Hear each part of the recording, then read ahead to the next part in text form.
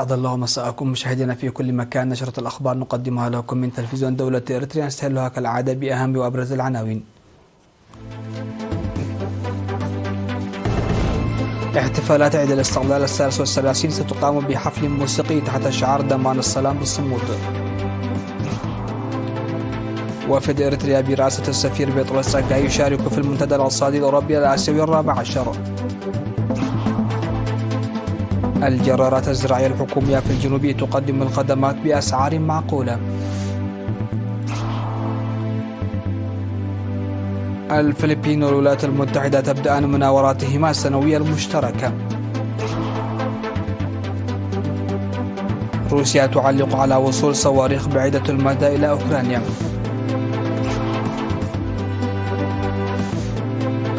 وفرار أكثر من 100 نزيل من سجن في نيجيريا.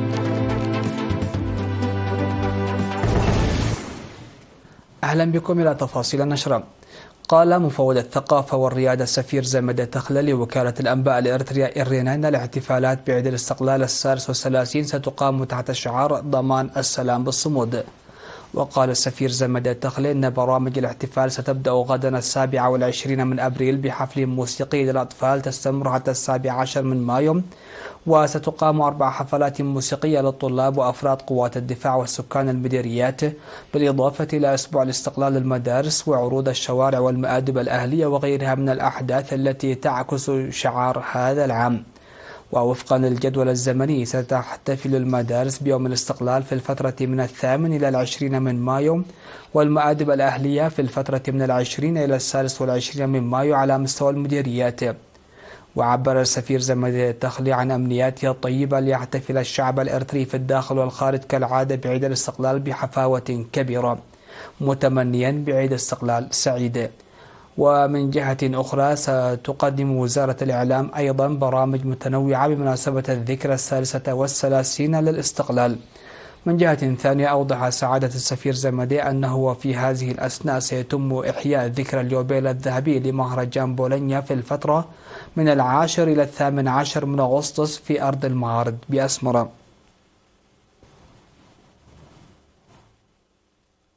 شارك وفد إريتريا برئاسة سفير البلاد لدى الاتحاد الروسي بطرس أكاي في المنتدى الاقتصادي الأوروبي الآسيوي الرابع عشر الذي عقد في أوتيرنبرغ الروسية في الفترة من 22 إلى 24 من أبريل. ويهدف المؤتمر الذي تنظمه مختلف المؤسسات التعليمية والعلمية الروسية إلى تشجيع طلاب الجامعات والباحثين الشباب وخلق تفاهم مشترك بين طلاب الجامعات حول العالم بما يرضونه. وقد شارك في المؤتمر 17,000 سفير ودبلوماسي ورؤساء جامعات وباحثين من 114 دولة.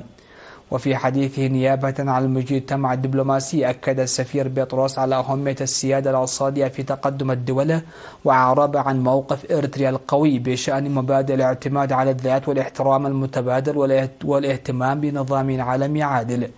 وفي الختام قال إن الشراكة والتعاون المشترك بين إريتريا والاتحاد الروسي الذي يحقق تقدما جيدا قد أرسى أساسا متينا للموقف المذكور أعلاه.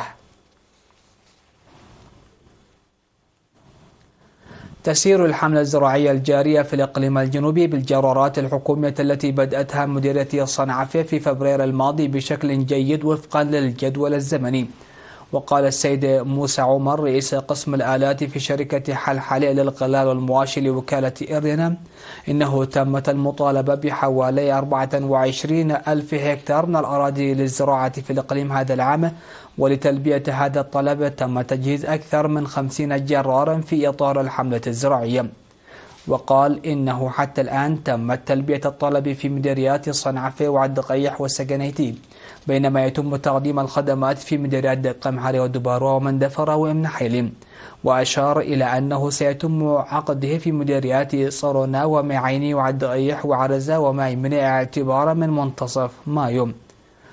وقال أن الخدمة التي تقدم بسعر 275 نقفة في الساعة تعطي الأولوية لأسر الشهداء والفقراء.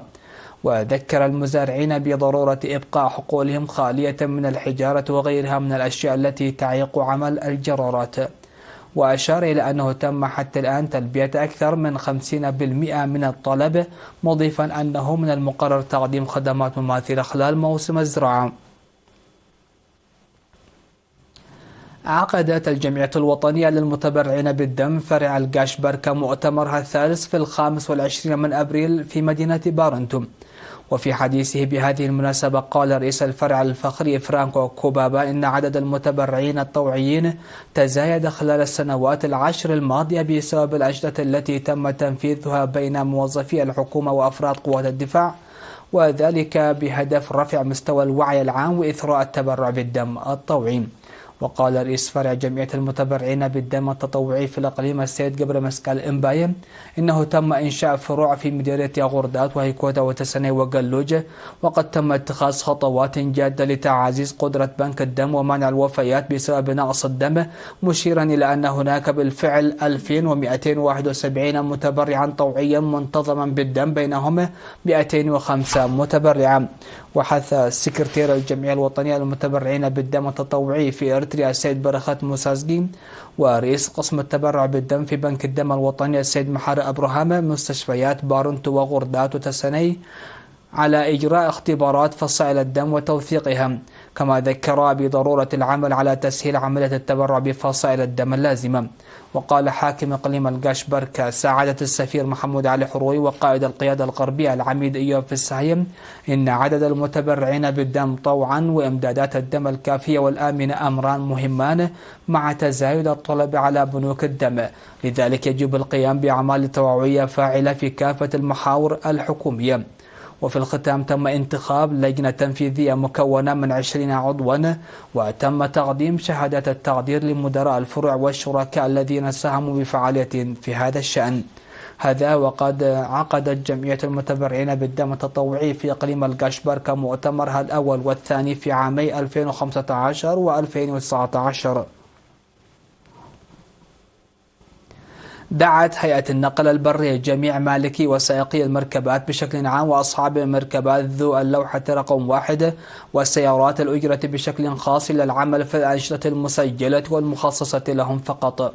وقال المدير العام بالنيابة للهيئة السيد فانيل سجاي لوكالة الأنباء الإرتريا إرينا إن الانتهاكات والإجراءات القانونية المتخذة في عامي 2022 و2023 والربع الأول من عام 2024 قال إن أي مركبة يجب أن تخضع أولا للفحص السنوي وإبرام عقد تأمين للوفاء بقانونيتها، وشدد في الوقت نفسه على أنها يجب أن تمارس فقط الأنشطة المسموح لها. وفيما يتعلق بعمليات التفتيش التي أجرت في عام 2022 أوضح السيد فانيل أنه تم القبض على أكثر من 4000 مركبة ذات اللوحة رقم 1 وهي متورطة في أنشطة غير مصرح لها، وحكم على كل منها بإلقاء لوحة الترخيص لمدة 3 أشهر وغرامة مالية قدرها 5000 نوفا. وأيضا تم تغريم حوالي 3000 مركبة ذو اللوحة رقم 1 في عام 2023.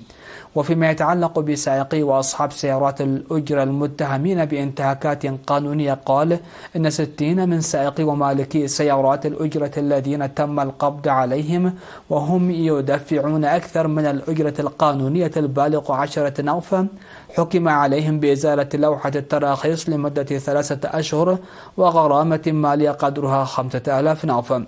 وفي الختام حث السيد فانيل أصحاب اللوحة رقم 1 وسيارات الأجرة على الامتناع عن السلوك غير القانوني وغير الأخلاقي من خلال الاستفادة من مشكلة النقل، كما حث المجتمع على معارضة زيادات الأسعار والأنشطة غير القانونية ضد مصالحهم وتقديم من يفعل ذلك إلى العدالة.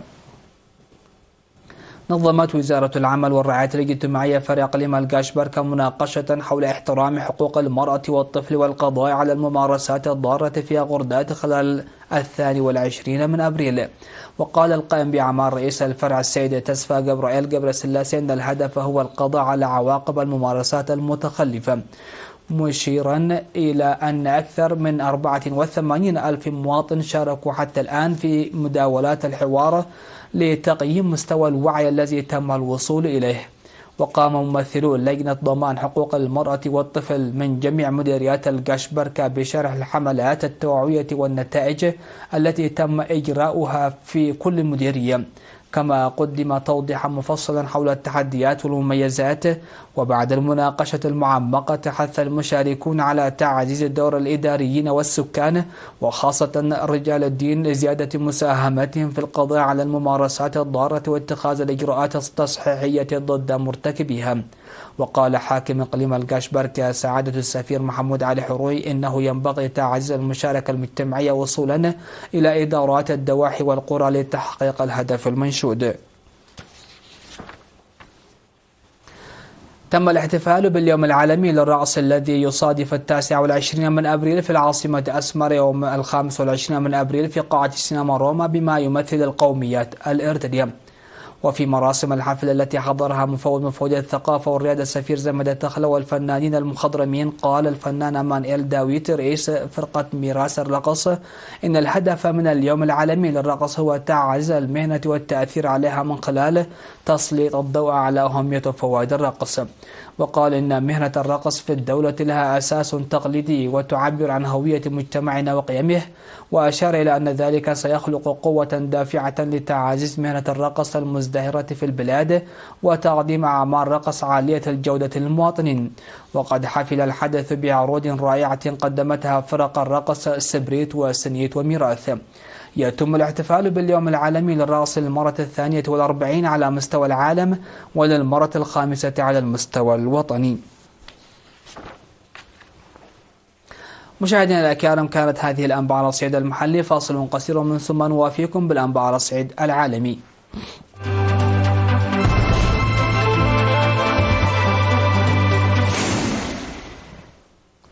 أهلا بكم على الصعيد العالمي. بدأت التدريبات القتالية الفلبينية الأمريكية التي تستمر ل3 أسابيع بمشاركة ما يقرب من 17,000 جندي في الفلبين، وتشمل تدريبات بحرية في بحر الصين الجنوبي، حيث تتصاعد التوترات بين مانيلا وبكين على خلفية مطالبات بالسيادة هناك.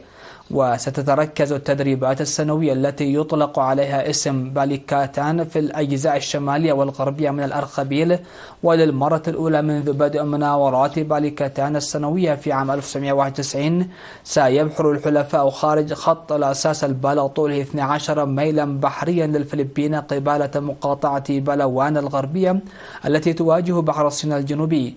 ومن المقرر أن تنضم فرنسا واستراليا اللتان عززتا العلاقات الدفاعية مع مانيلا في مواجهة سلوك بكين العدائي في بحر الصين الجنوبي، وذلك للتدريبات البحرية التي ستجري للمرة الأولى خارج المياه الإقليمية الفلبينية. وتستمر التدريبات العسكرية السنوية لهذا العام حتى 10 من مايو، وتأتي في ظل تصاعد خلافات دبلوماسية ومناوشات بحرية بين الفلبين والصين شهدت استخدام مدافع المياه والتراشيق بالتصريحات الحادة. أعلن الكرملين أن تسليم أوكرانيا صواريخ أمريكية من نوع أتاكمز لن يغير شيئا في النزاع القائم غداة كشف واشنطن عن إمدادها حليفتها بهذه الأسلحة البعيدة المدى.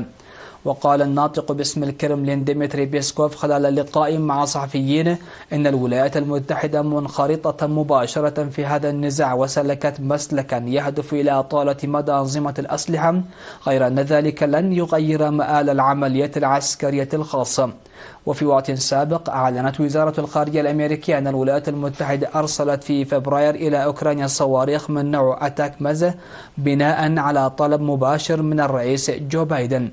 وتتمتع الصواريخ التي أرسلت في الفترة الأخيرة إلى أوكرانيا بمدى أطول قد يصل إلى 300 كيلومترا نزولا عند مطلب ما انفكت كييف تكرره منذ فترة طويلة كي يتسنى لها توجيه ضربات تستهدف سلاسل الإمداد الروسية والمستودعات والمقرات العسكرية بعيدا عن خطوط الاشتباك. فر أكثر من 100 نزيل من سجن في نيجيريا قرب العاصمة أبوجا بعد أن دمرت الأمطار الغزيرة أجزاء منه خلال الليل، حسب ما ذكر مسؤول بمصلحة السجون، بينما تبحث الأجهزة الأمنية عن السجناء الهاربين. ودمرت الأمطار الغزيرة التي استمرت عدة ساعات السياج المحيط بالسجن متوسط الحراسة في بلدة سوليغا المجاورة للعاصمة بولاية النيجر، مما أفسح المجال أمام هروب 118 نزيلا من المنشأ، وفقا للمتحدث باسم مصلحة السجون آدام دوزا. وقال دوزا إن مصلحة السجون والأجهزة الأخرى تمكنت من القبض مجددا على 10 من السجناء الحاربين، بينما ما تزال عملية البحث جارية للعثور على الباقين. وهناك مخاوف من أن يجد الهاربون طريقهم إلى الغابات الشاسعة التي تربط بلدة سوليغا والولايات المجاورة، التي يعرف عن بعضها أنه مخبأ للعصابات الإجرامية. الخبر الأخير: أعلنت الصين إطلاق سفينة الفضاء المأهولة تشينشو 18 من مركز جيوتشيوان لإطلاق الأقمار الصناعية شمال غرب البلاد. ونقلت وكالة أنباء الصين الجديدة شينخوا عن وكالة الفضاء القول إن سفينة الفضاء تحمل 3 رواد لتنفيذ مهمة تشينشو 18 التي تعد رحلة الفضاء 32 لبرنامج الفضاء المأهول الصيني والمهمة المأهولة الثالثة خلال مرحلة التطبيق والتطوير لمحطة الفضاء الصينية. وأضافت أن أفراد الطاقم سيبقون في المدار لمدة 6 أشهر تقريبا، ومن المقرر أن يعودوا إلى موقع دونغ فانغ للهبوط في منطقة منغوليا الداخلية ذاتية الحكم شمال الصين في أواخر أكتوبر العام الجاري. وأوضحت أن رواد تشينشو 18 سينفذون العديد من الاختبارات والتجارب المتعلقة بعلوم وتطبيقات الفضاء في المدار، بالإضافة إلى عدة جولات للسير في الفضاء خلال إقامتهم في محطة الفضاء الصينية. مشاهدينا، نختم نشرة هذا المساء بالتذكير بأهم وأبرز العناوين.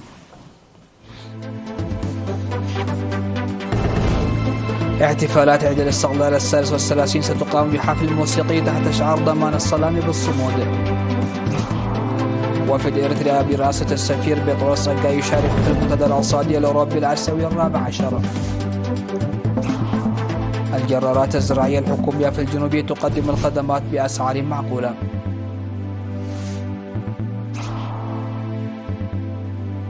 الفلبين والولايات المتحدة تبدأان مناوراتهما السنوية المشتركة. روسيا تعلق على وصول صواريخ بعيدة المدى إلى أوكرانيا.